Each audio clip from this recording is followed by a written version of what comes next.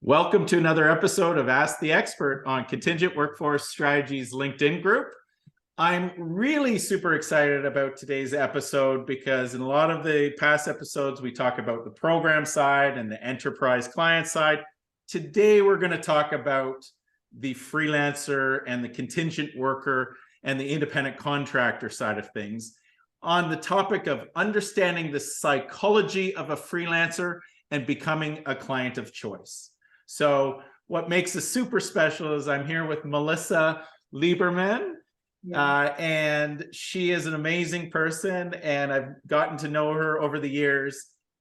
She has an incredible background in staffing, on the program management, the VMS side, in the contingent workforce program management space, and now she's consulting and coaching with freelancers and independent contractors, and even has her own podcast called Grow Your IC Business. So Melisa, welcome to Ask the Expert. It's so awesome to be here with you. Thanks for having me, Jeff. It's so fun. We've been getting to know each other over the last few months. We have a lot of people in common, and I appreciate you having me today. I'm excited to talk about this. There is a revolution afoot, and we've talked about tech layoffs. We've talked about just the pandemic and how it's accelerated the whole remote work and the freelance online platform community and freelancers in general and gig workers in general. Because a lot of people start with a side gig. Some people, have been doing consulting. Some people are retired and come back as a consultants. There's a different ways to get into the market. Thinking about the psychology of a freelancer, but also, becoming that client of choice for this community, what should we be thinking about? And I'd love to hear your thoughts about that.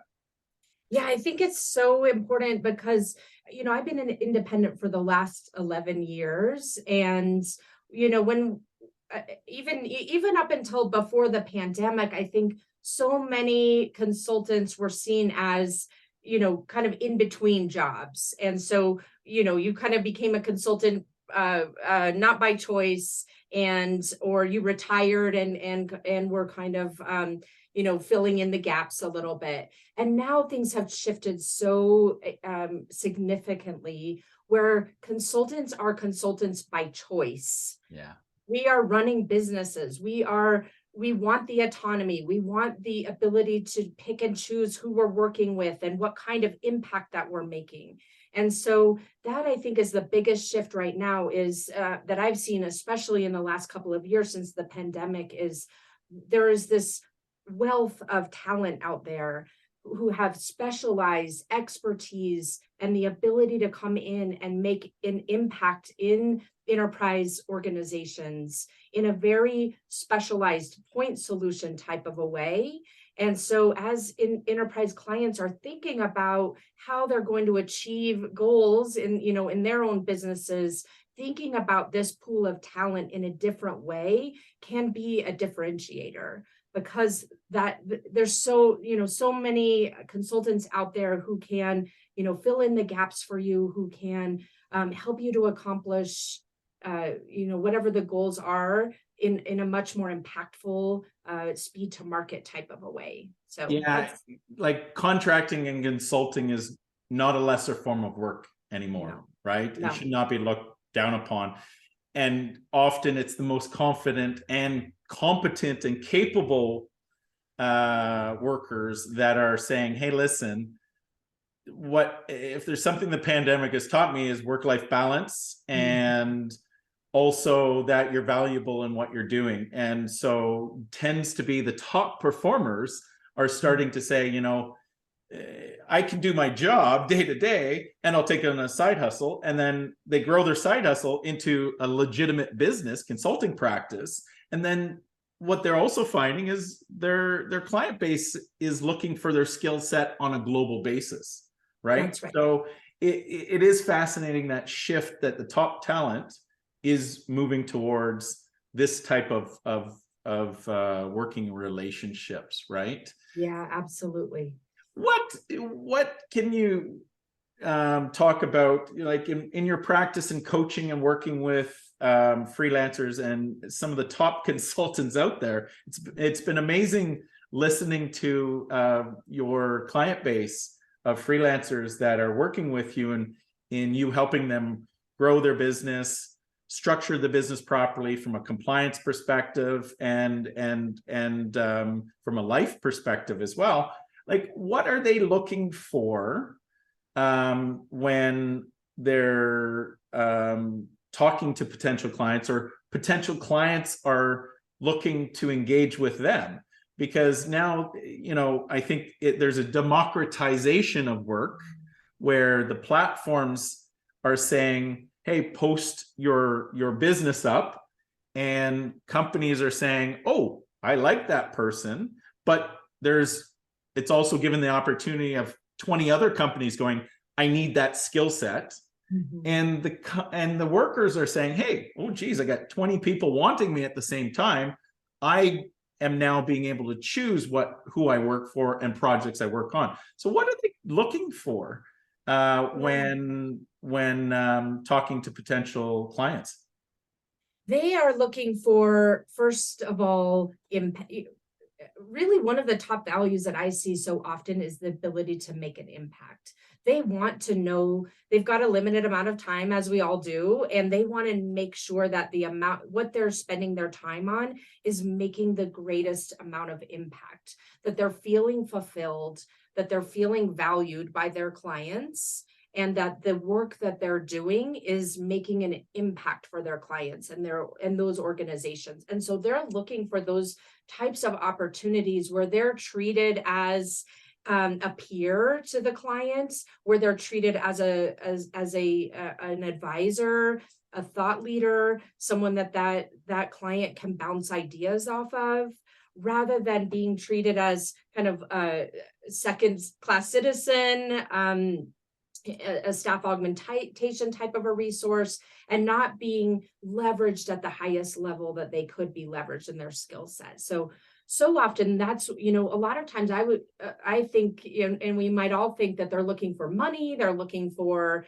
the financial side of that. And of course that comes into play, but so often I hear from consultants saying, I'm making a lot of money, but I'm not feeling fulfilled. I know that I'm doing work that I could have done 10 years ago. And I'm really looking for, how do I find those clients who are really looking at me as someone that they are treating as an advisor, and where I can be much more strategic helping that clients push forward whatever their goals are in there. That's very cool.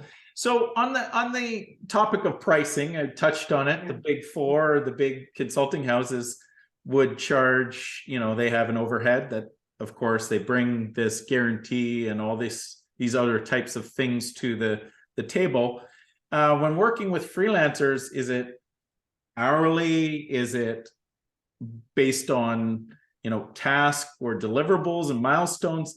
How does it work, and what are some of the ways to think about working with consultants to not only, I guess, optimize the value that the company would, but also make sure that they've got the attention of the freelancer and how they've priced it, right? And they feel valued for their work. That's right. I think this part is really important too, because for so many of us as hiring managers, and those of us who hire independent consultants or freelancers, we're very used to hiring employees. We're very used to going through an interview process. We're very used to kind of breaking down and thinking about staff augmentation or freelancers in a way of, well, what would I pay an employee if they were doing this work? And to attract the top talent, the top consultants, the top freelancers, that paradigm is very different. Most of them are not working on an hourly basis. If they are working on an hourly basis, they need to come work with me to help them to shift their business model, because the top talent is really basing their consulting proposals off of things like value-based pricing. Value-based pricing is really working with the enterprise client to understand what is the end result that that client wants to achieve? What is the business impact of achieving it? What is the risk that they have if they don't achieve that particular outcome? And helping to co-develop with their enterprise client pricing and approach based on a mutually beneficial model, not based on the amount of time. You're not buying really time from a consultant. What you're buying from a consultant is the value and the outcome that they'll help you to achieve. And so when you're both approaching it from that vantage point and creating a proposal and ultimately an engagement that is mutually beneficial, where it's typically based on some kind of an outcome, it's based on some kind of the value that you'll be achieving and working with that client, and pricing it in that way, which might look like to you more of a milestone based pricing or fixed fee type pricing, but underlying it is really the calculation of the value and the impact rather than the amount of time that's being spent. Yeah, in the procurement realms, I've seen proposals where instead of the hourly rate being billed, it's a shared risk perspective where the cost savings derived by the strategies put in place by the consultant, there's a percentage of the cost savings being paid out as well. So sometimes those are tricky to create benchmarks to see how that cost savings is derived, but it's been often mutually beneficial because the company's saving money, and quite honestly, the worker or the consultant or freelancer would make more than they would if they were just billing a traditional hourly rate. So that's right. I love the idea of outcomes or strategies or the business impact as some of the ways to work with the freelancers. But there's also that good old hourly rate as well, or monthly or weekly kind of rate as well that I've seen used out there. So that's cool. Very cool. So Melisa, this has been amazing having you on the show. Thank you so much for your thoughts and insight into the psychology of the freelancer and helping organizations become the clients of choice for this type of top talent that is continuing to be a larger and larger talent pool. So thank you so much. Thanks for having me, Jeff. It's been so much fun.